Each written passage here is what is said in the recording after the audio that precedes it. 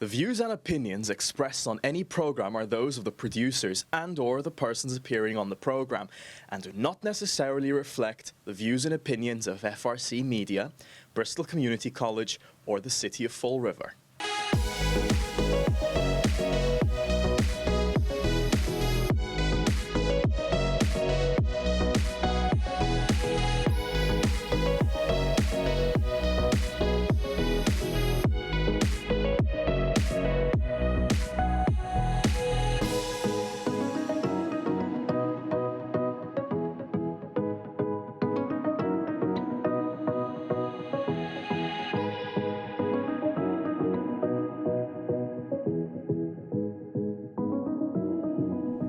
My name is Dana Barnes. I'm the president of the Greater Fall River Art Association. Welcome to Art Corner. Today, I'm interviewing someone who may or may not need any real introduction, but in this context, he probably does. I'd like to welcome to Art Corner Ron Gagnon, also known as Coach Bear, also known as the Bear.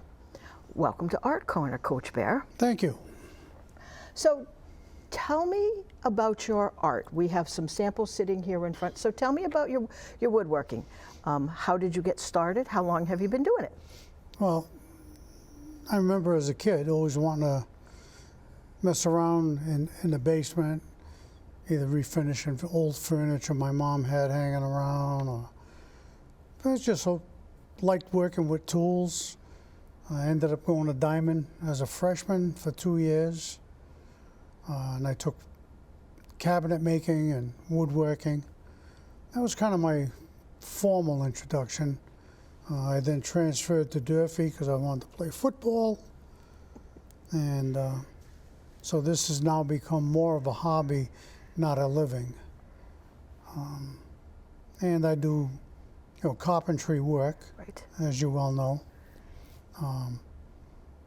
So how did you get, I know that you are a football coach, but I also know that you have taught birdhouse making to young people.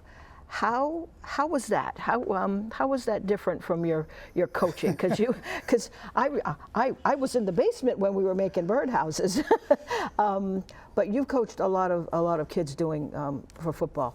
How was that different, teaching them how to make these little birdhouses? Well, it's different because there's a lot of measuring, cutting all the pieces of wood, assembling. So it was more instructional. Most of it I pre-cut because there were a lot of young children in that class, and that was at the Greater Fall River Art Association at summer camp, where we spent 2 days working with them, teaching them how to assemble, explaining to them the reasons I don't use glue or anything on the interior of the birdhouses, because if the young start eating the glue, and it's not good for them. It right. can kill them. But it was interesting. I found my patience with the kids was probably a little better than it is with the adults. Yes. And it was better than with football. Football's, how can I say it? When you coach football, you coach hard. Right.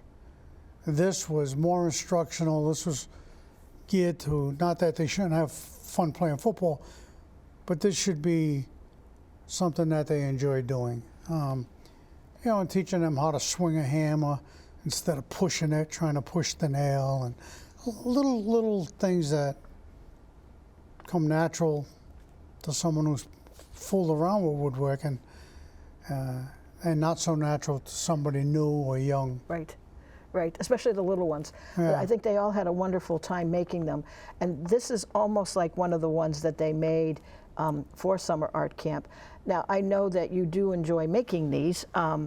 What other birdhouses are in your repertoire? What other ones are you looking at making? Well, there are two that I currently make.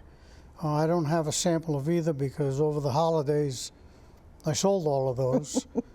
Different shapes. One of them is kind of tall and thin, and you pin the front piece so it's on almost like it's on a hinge, and you can open it to clean it out, where these you don't. The other one is more of a 5-sided. Yep. It's got a bottom and comes up on an angle and an angle. I also I'm getting ready to start a Purple Mountain house, which is I call it the condo. Right. It's multiple compartments or apartments, if you would. It's 2 levels, or it could be 3, 4, or even higher. And then I've got a bunch of other plans that if somebody wanted something, they could look through the plans that I have. And I will do custom houses for people also, Love it. as well as the other things that I do. Bat houses? Bat houses. Still working. We're trying to get you to do a bat house. Well, Or 10. well, it's they're not inexpensive to make, and Right. I'd like to make one for a sample, but I don't want to go through all the trouble if I don't have customers for it either. Right. They're not in a high demand, and maybe because people don't know that I make them. Right. You know, Right. just like the mangers. Right. You know. So let's talk, good transition. Let's talk about the mangers. I know that during our holiday marketplace, you had mangers out for people to take a look at. There were some that are a little more rustic. There are some that have figures in them. Talk to me about your mangers. How did you come up with that for a project? Because they're beautiful, and they look like a manger would have possibly been during the time of Jesus' birth. Yeah, it was just from different pictures that I had seen, and I wanted to have an open, like the sides are open, and like you said, I try to keep it as rustic looking. You don't want it to look like a modern day home. Right. So some of them I put the green matting on the roof. Some I use almost like not a mulch, but like a grass brown, or you could get it with the plain roof.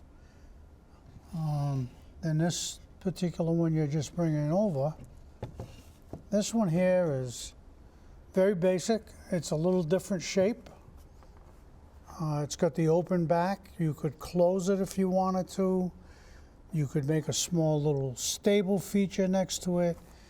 And again, if somebody had a nativity scene, the figurines, and wanted something built to fit those figurines, they would bring them, I would measure them, and then I would build the manger. I, again, could do some drawings for them.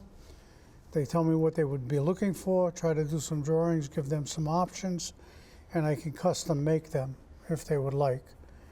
These were made to more or less fit a generic little nativity scene.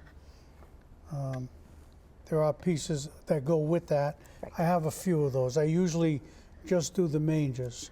Right.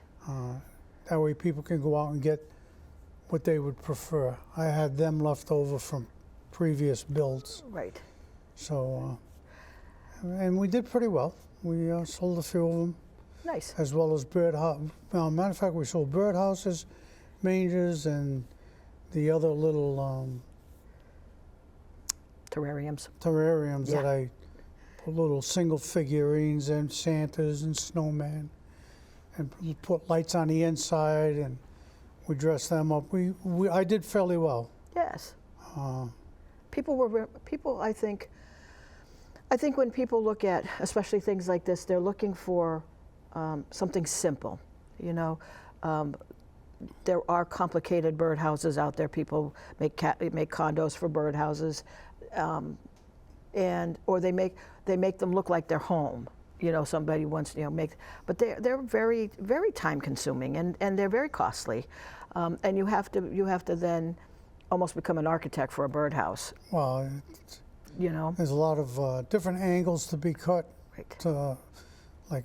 Like this particular one, there's 2 different angles on the roof cut, so you get the pitch that you would like. This one here, because they're sloped back, so you figure all that stuff out.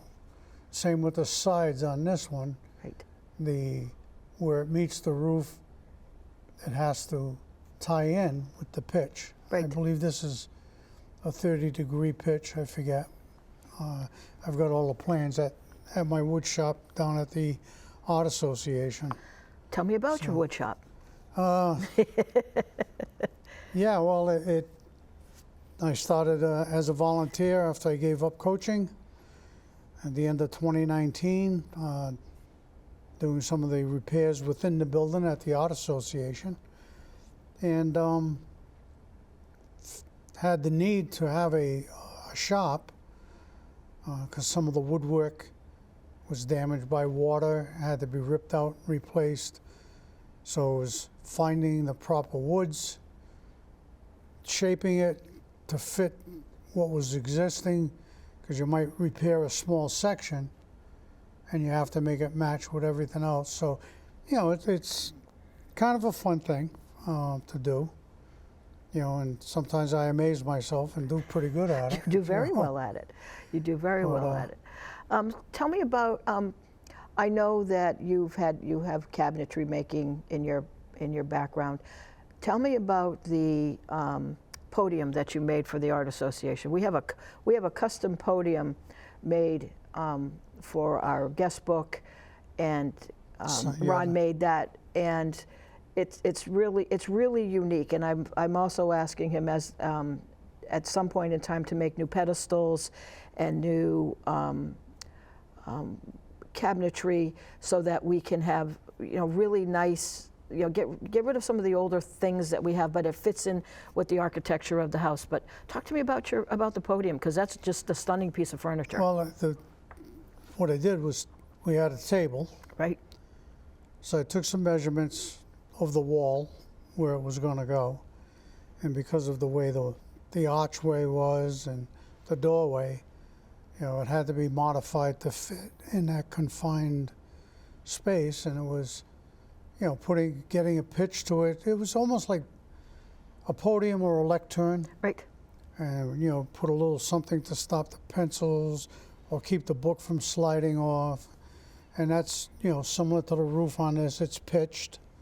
And it was finding molding that would complement the molding that was involved in the woodwork, especially around the fireplaces, and which some of that had to be redone. Absolutely. So we used some of those moldings, and it looks like it's a piece of furniture that belongs there. Right.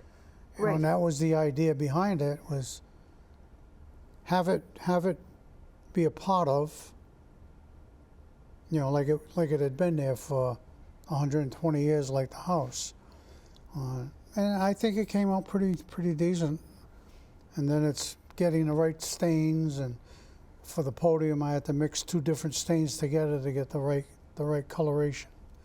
And it came out pretty good. I was quite pleased. Yes, I think, and people have made comments on that when they've come in. Oh, this is new, because it's actually at the right height, instead of somebody sort of bending over trying to write. Those of us don't bend so much anymore, bending over trying to write. So what other kinds of things do you want to do? I know that right now your time is taken up with a lot of renovation at the association, and as one of the members of the board, but mostly as the president, I am grateful to have your gifts and talents there, that we don't have to always call for someone outside to literally make a podium or whatever. We can rely on your skill set, and I know that there's a lot of stuff going on at the Art Association.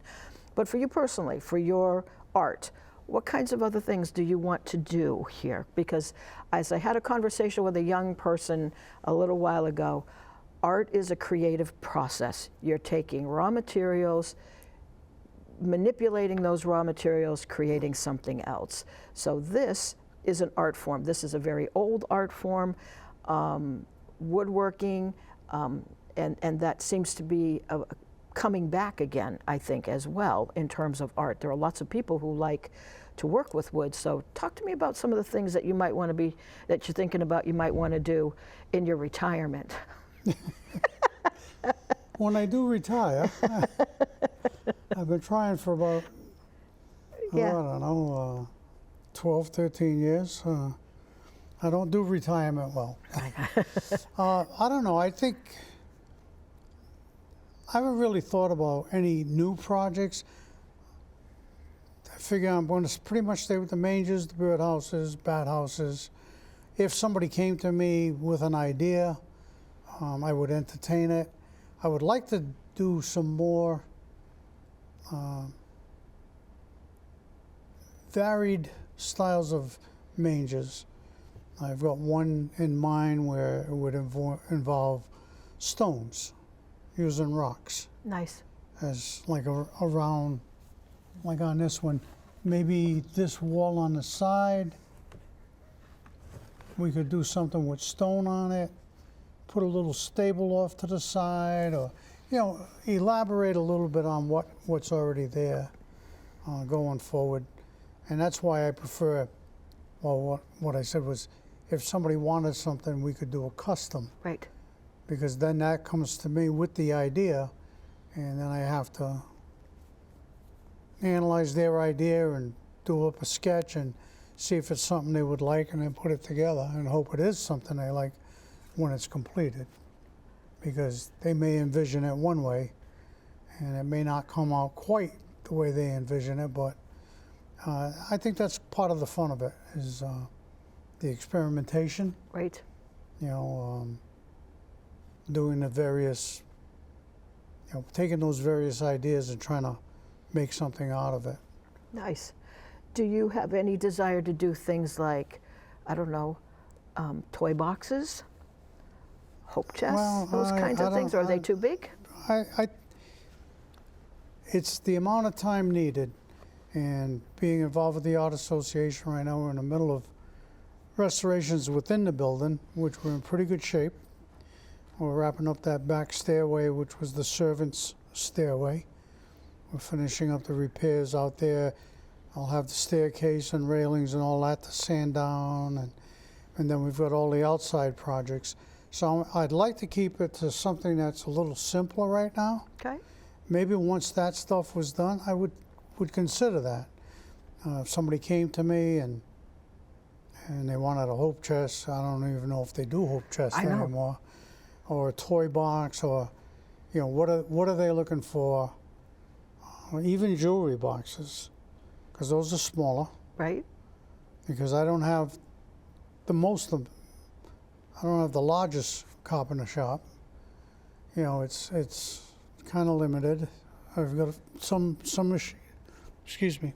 machinery. So I feel I can just about make anything. I am looking for a small bandsaw and a drill press. But I've got the thickness planer, I've got the table saw, I've got various hand tools. You know, so I'm able to, you know, put stuff together. Right. Fairly easy, so we'll see. We'll see where it takes us. Awesome. Any thoughts on different woods that you like to use? I know you've been doing a lot of recycling of a lot of wood that has come into the building. For some reason, people like to give us wood Well, and give us stuff, which is great, because it does turn into some wonderful pieces that can be used throughout the association and throughout your work here. Any thoughts on some of the more exotic woods? I know they're pricey, well, but that's it. I've been pricing some cedar and some red oaks. I'm always on the hunt for it at a good price, because part of doing this is you want to be able to keep it affordable. right. Of course, the bigger something is, the more it's going to cost you. Materials are not cheap, and they're not getting cheaper by the day. So, yeah, I mean, the cedars are nice. Some cypress, if I can get my hands on some. That might be used like a coffee tabletop, or, you know, something like that. But again, I don't want to get where the pieces are so big that it's going to be very time consuming, you know, that I'm going to be all tied up with that. Right.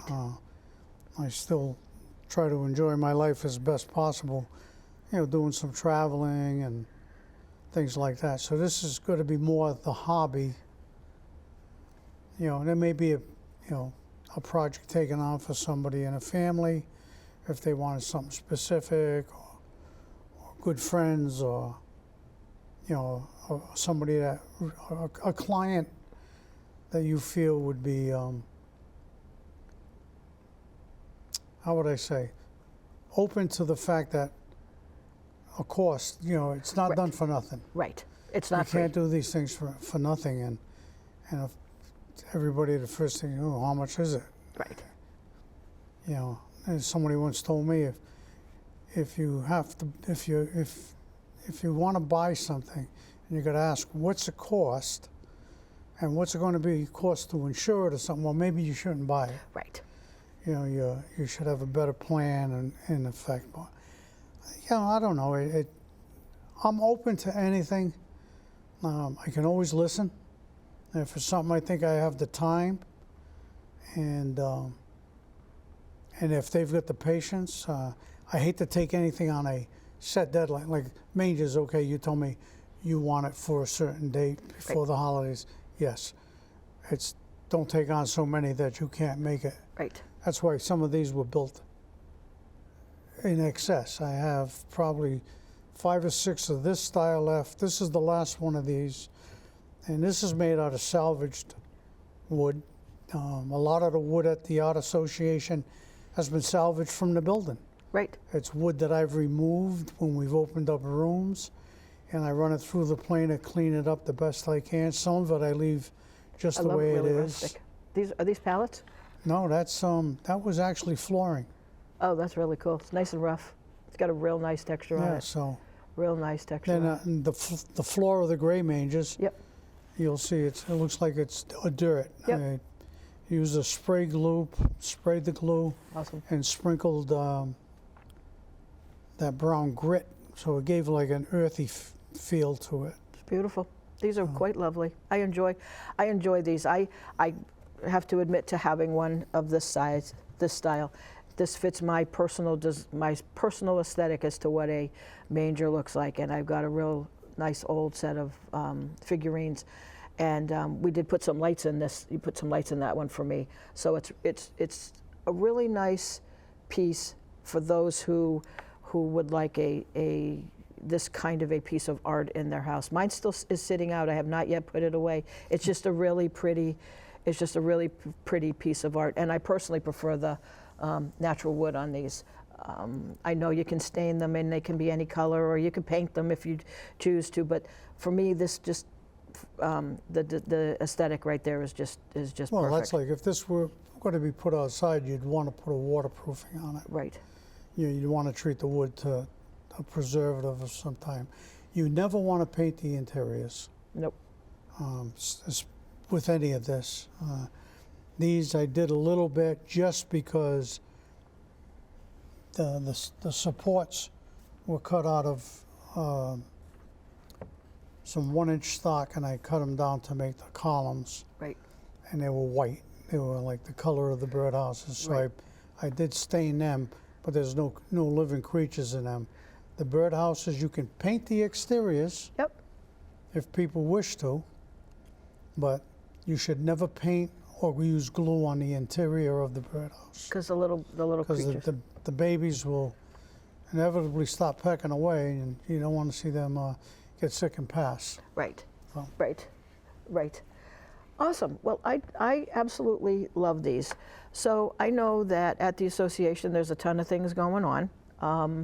And I know that you're in charge of all of the renovations and things like that are happening. And I do know that there is something coming up that I know that you're looking at making work in the exterior of the building. And this is, I always tell people, if you want to see what Coach Bear's artwork is, if you haven't got a birdhouse or a manger, or you haven't been down to his wood shop, look around the building, because his handprints and his care and his love for this old building is very evident in the building. It's all over the place. He has taken tender, loving care of the old house, and every single it's a never-ending process when you have a house, but when you have an old house that's 120 years old, that creates all manner of challenges. As he was saying, there's work going on in the back staircase. There's always something that needs to happen in an old house,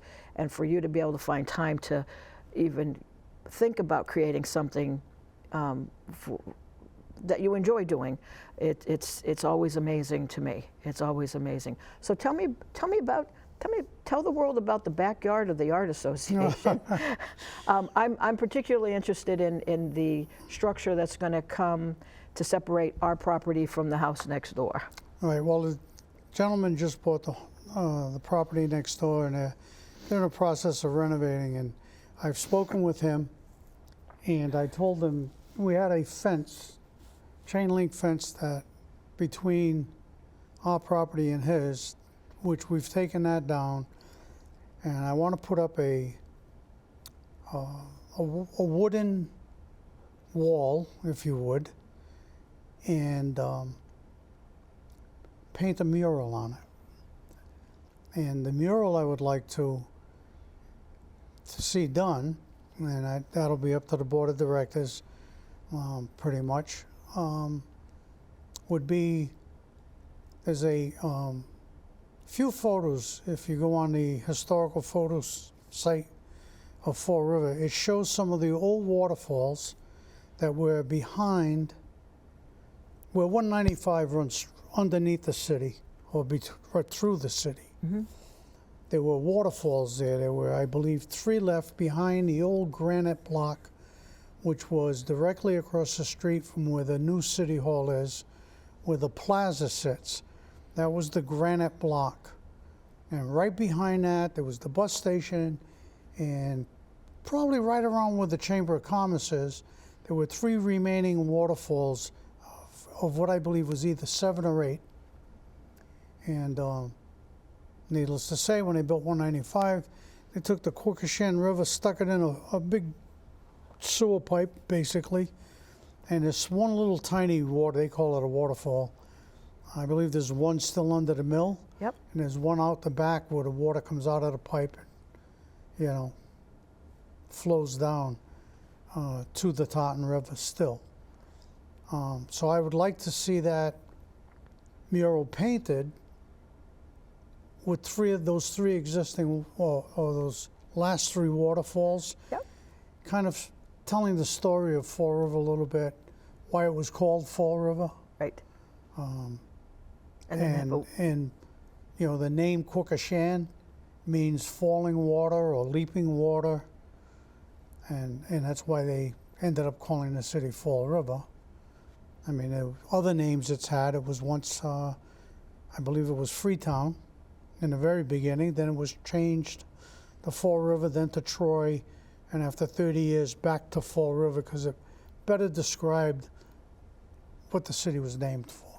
Cool. Was the falling waters. In addition to that, there's a huge slab, and I'm going to say it's probably 30 by 50, that belongs to that property next door, but it's directly behind our property.